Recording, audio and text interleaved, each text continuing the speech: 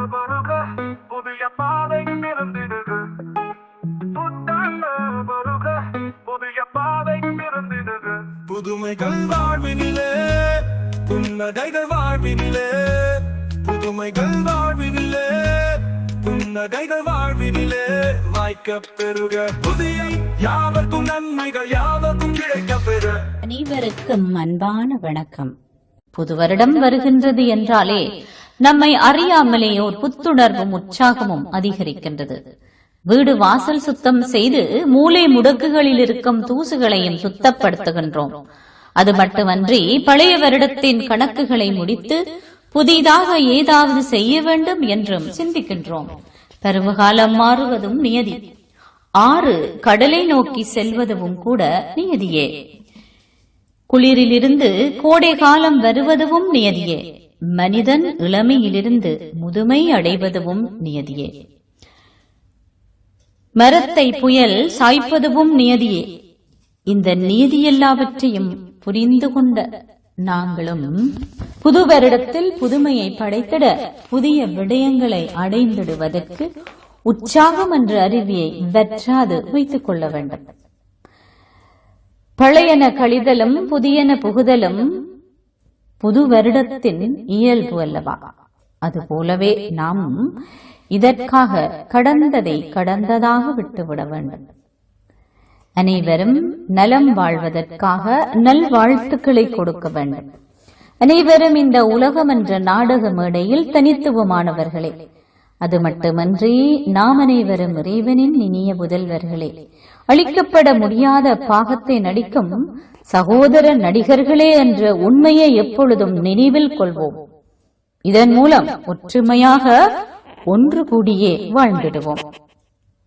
அன்பின் சக்தியை நமது உண்மையான ஆயுதமாக பயன்படுத்தி அனைவரையும் அரவணைக்கும் அன்பான வார்த்தைகளை பேசிடுவோம்.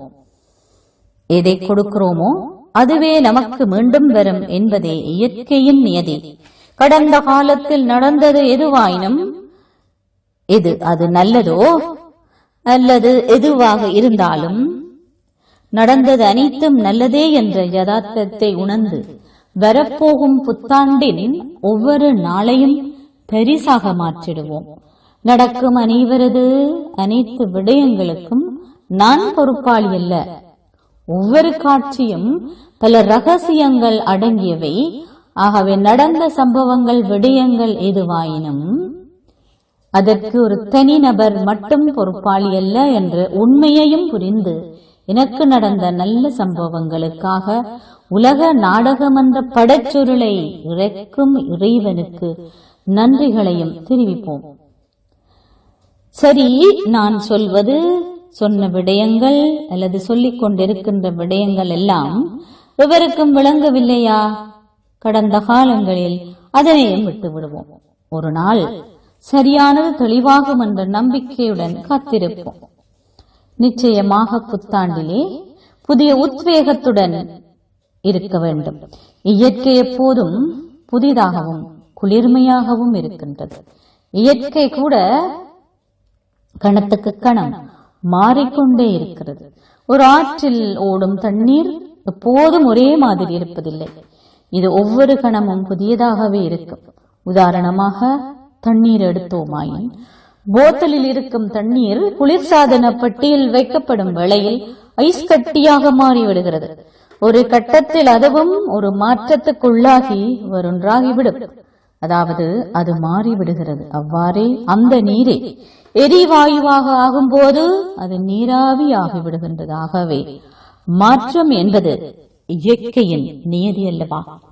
ஒரு சமூகத்தில் மாற்றத்தை ஏற்படுத்துவதற்கு நாம் விரும்பினால் அந்த சமூகத்தில் இருக்கும் அனைவரும் அந்த புதிய மாற்றத்துக்கான விருப்பத்தை கொண்டிருந்தால் மாத்திரமே அதுவும் சாத்தியமாகும். ஒரு தனி மனிதரோ அல்லது ஒரு குழுவாகவோ புதுமையான ஒரு மாற்றத்தை கொண்டு வருவதற்கு முயற்சி செய்தால் அவரால் மாற்றத்துக்கான ஒரு ஊடகமாகவும் ஆக முடியும். ஆகவே நாமும் புதிதாக பிறக்கப் போகும் புத்தாண்டில் நம்மில் இருக்கும் உற்சாகமின்மை, கவலை போன்ற இந்த ஊற்றுக்களை அல்லது இந்த விடயங்களை துரத்தி அடித்து புதிய உத்வேகத்தையும் உற்சாகத்தையும் கொண்டு வருவதற்கு சில மாற்றங்களை நம்மிலே கொண்டு வருவோமா? இதற்காக சில உறுதிமொழிகளை எடுத்துக்கொள்வோமா?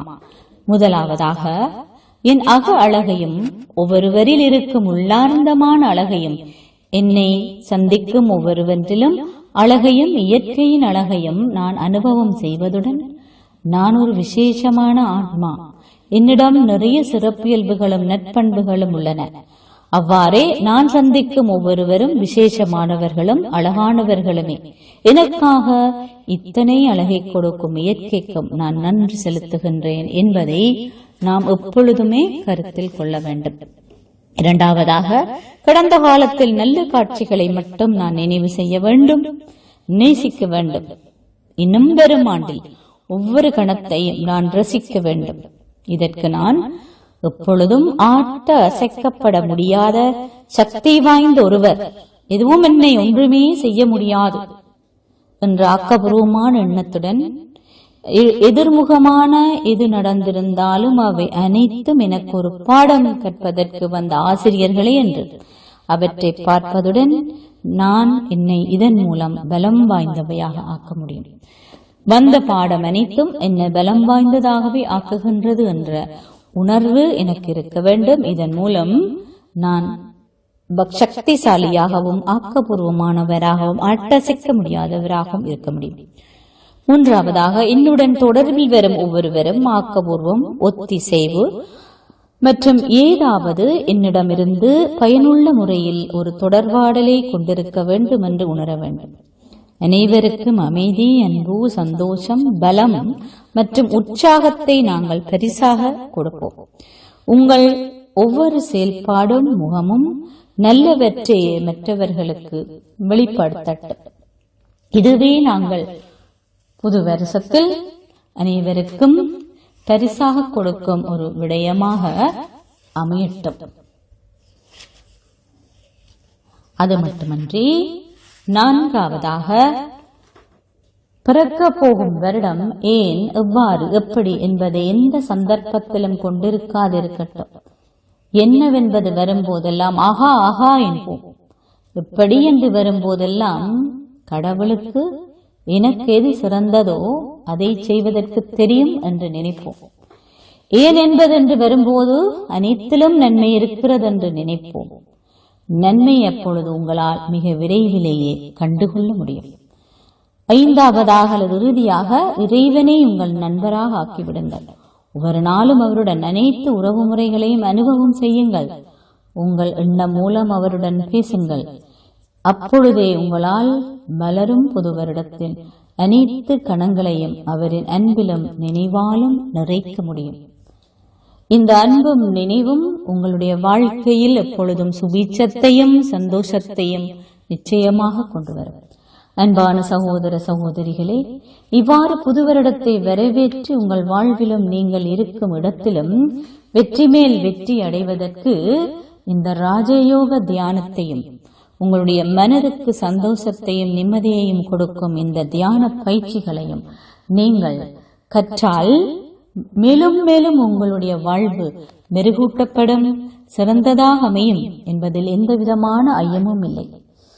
அத்துடன் பிறக்க போகும் புது வருடம் உங்களுக்கு அமைதியும் சுபிட்சமும் சந்தோஷமும் வெற்றியும் நிறைந்த வருடமாக இருக்க வேண்டும் என்று பிரம்மகுமாரிகளிடம் இருந்தான நல்வாழ்த்துக்களையும் புத்தாண்டு நல்வாழ்த்துக்களையும் கூறி ஹாப்பி நியூ இயர் வந்ததே, அன்பை சொல்லி ஆசை உள்ளம் துள்ளுதே, சூரியகாந்தி பூ போல முகம் மாறுதே, சுகம் சேருதே.